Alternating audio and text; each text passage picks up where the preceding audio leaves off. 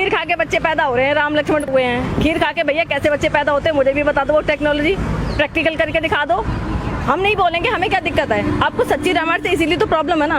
आपके रामायण में मछलियों से बच्चे पैदा हो रहे हैं, हवा में उड़ने से बच्चे पैदा हो रहे हैं, औरत के बंदर पैदा हो रहा है। अबे क्या ड्रामा है कि मैं तो समझ में नहीं आता है। अब किसी अपने बच्चों को पढ़ाओगे, क्या पढ़ाओगे?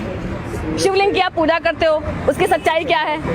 अगर छोटी बच्ची 1948 में कि बाबरी मस्जिद में भगवान राम प्रकट हुए और उनकी मूर्ति वहां रख दी गई, और उसके बाद आपने देखा कि 6 दिसंबर 1992 को बाबरी मस्जिद, जैसे मुसलमान कहते हैं शहीद हुई, और हिंदू लोग कहते हैं कि हमने उसे ढा दिया कि कलंक के प्रतीक को हमने ढा दिया।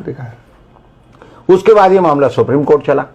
अब सुप्रीम कोर्ट में चला तो सुप्रीम कोर्ट का एक बड़ा विचित्र फैसला है, जो मैं तो यानी मैं कानून पढ़ता हूँ, अकल की बात सोचता हूँ, और कई बार मैं सत्य अन्वेषण करने की कोशिश करता हूँ। तो उस फैसले में 3 बातें बड़ी विचित्र लिखी गई कि पहली बात तो मूर्तियां वहां जबरदस्ती रखी गई, दूसरी ये कि मस्जिद को ढहाना जो एक आपराधिक कृत्य था, तीसरा ये है कि जो मस्जिद थी उसके नीचे कोई मंदिर नहीं था, और चौथी बात यह है कि जिन लोगों ने मस्जिद ढहाई उनको सजा मिलनी चाहिए।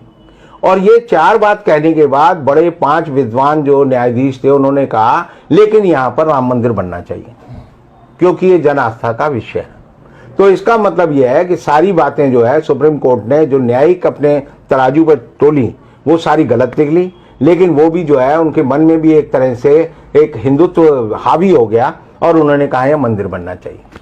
अब ये सवाल है कि हिंदुओं के बीच में ये मान्यता 70 साल में बैठाई गई है कि भगवान राम जो है जिस जगह पैदा हुए वह वही जगह है जहां बाबरी मस्जिद थी, जबकि आप अयोध्या जाएंगे तो वहां पर 17 ऐसी जगह हैं जहां के मंदिर ये दावा करते हैं कि ये भगवान राम का जन्म स्थल है। मैं और बहुत सारे लोग जो अकल की बात सोचते हैं वो हमेशा कहते हैं कि राम जो थे कौन थे? राम दशरथ के बेटा थे। दशरथ कौन थे? दशरथ राजा थे। राजा का बेटा कहाँ पैदा हुआ? महल में पैदा हुआ। तो महल कहाँ था? जहाँ राम पैदा हुए वो महल होना चाहिए।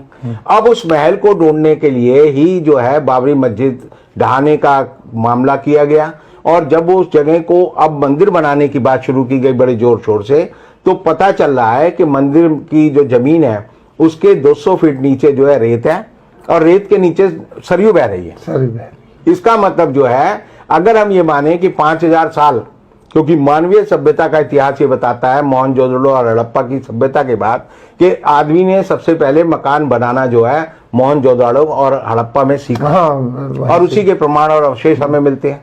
तो 5000 साल पहले वहां पर मंदिर हो सकता है या महल हो सकता है या नहीं हो सकता, ये इस बात को सिद्ध करता है कि जब मंदिर की खुदाई की गई तो वहां पर रेत मिली, और रेत के नीचे जो है सरयू नदी मिली। तो इसका मतलब ये हुआ कि वहां पर पहले कोई अयोध्या में कोई महल नहीं हो सकता, उस जगह पर रेत पे कोई महल नहीं बनाएगा। ये तो एक तरह से लोकोक्ति है कि रेत पे महल बनाना, तो वो नहीं हो सकता। और इसका मतलब यह है कि जो पूरा आडंबर 70 साल में खड़ा किया गया गलत है। अब सवाल यह है कि पोल खुल जाएगी। आपने जो कहा, और मैं भी मानता हूं कि जब भी कोई मंदिर बनता है, मस्जिद बनती है, कोई गुरुद्वारा बनता है, तो कार सेवा करते हैं लोग, उसमें सहयोग करते हैं, ईंट दर ईंट जो रखी जाती है जनता के सामने और जनता लगाती है।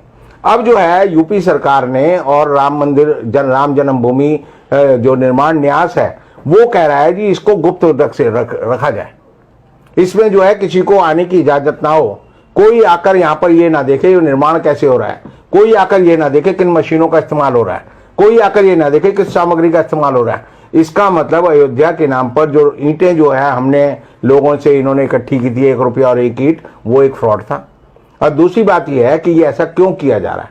ऐसा ये किया जा रहा है कि जब 5 अगस्त को मोदी जी ने वहां पर आधारशिला रखी, शिलान्यास किया, भूमि पूजन किया, तो उसके बाद 7 महीने में वहां पर 12 खंबे खड़े किए गए, और वो खंबे जब खड़े किए गए तो जैसे ही वो खड़े किए जाते थे तो वजन से वो जो है टेढ़े हो जाते थे, और जब वो टेढ़े हो गए तो ये बात हुई कि भाई ये ऐसा ये किया जा रहा है कि जब 5 अगस्त को मोदी जी ने वहां पर आधारशिला रखी, शिलान्यास किया, भूमि पूजन किया, तो उसके बाद 7 महीने में वहां पर 12 खंबे खड़े किए गए, और वो खंबे जब खड़े किए गए तो जैसे ही वो खड़े किए जाते थे तो वजन से वो जो है टेढ़े हो जाते थे, और जब वो टेढ़े हो गए तो ये बात हुई कि भाई ये खड़े क्यों नहीं हो रहे। तो जब खुदाई की गई तो भूगर्भ वैज्ञानिक जिसे हम बोलते हैं उन्होंने बताया कि भाई नीचे तो जो है रेत है और रेत के नीचे सरयू नदी बह रही है। तो इसका एक प्रमाण ये है कि वहां पर कोई महल नहीं था, वहां पर कोई मंदिर नहीं था, वहां पर कोई स्थायी ढांचा नहीं था, और इस बात को छिपाने के लिए ये अब कह रहे हैं कि हम इसकी सारी बाउंड्री करेंगे और ऐसे बनाएंगे जैसे यहां पर परमाणु बम बन रहा हो, कोई राम मंदिर ना बन रहा हो, क्योंकि बड़ी गुप्त रखने वाली बात है। अब ये गुप्त रखने वाली बात जो है भाजपा के गले में और ये जो हिंदू महासभा है उसके गले में और ये जो ट्रस्ट के लोग हैं इनके गले में और आरएसएस के गले में एक पत्थर की तरह लटक गई है कि हम जो है किसी को घुसने नहीं देंगे, बताएंगे नहीं, क्योंकि अब ये जो है हिंदुस्तान के वैज्ञानिकों से और हिंदुस्तान की निर्माण कंपनियों की जगह जो है विदेशी कंपनियों का सहयोग लेकर एक ऐसा मंदिर बनाएंगे जो कि नदी पे बहता हुआ मंदिर हो या नदी की बालू पे बना हुआ मंदिर हो, और इसलिए उसको छिपाने के लिए कि ये जो है राम के नाम पे तो पत्थर तैर जाते थे। हमारे उसमें रामायण में लिखा है, रामचरितमानस में लिखा है, पत्थर पे लिख दो राम तो वो तैरता है। और ये जो है राम के लिए मंदिर के लिए जो खंबा डालते हैं वो हिल जाता है। तो इसका मतलब ये जो है राम और जिसे हम कहते हैं विश्राम, दोनों में जो है एक तरह का द्वंद्व है और ये उसको छिपाने की कोशिश कर रहे हैं। और सबसे बड़ी बात यह है कि ये सिद्ध करता है कि हमारी सुप्रीम कोर्ट ने जो फैसला राम जन्मभूमि मंदिर पे दिया है वो झूठा था, बेकार था और बेईमानी का था। बहुत बहुत शुक्रिया आपका कि आपने एक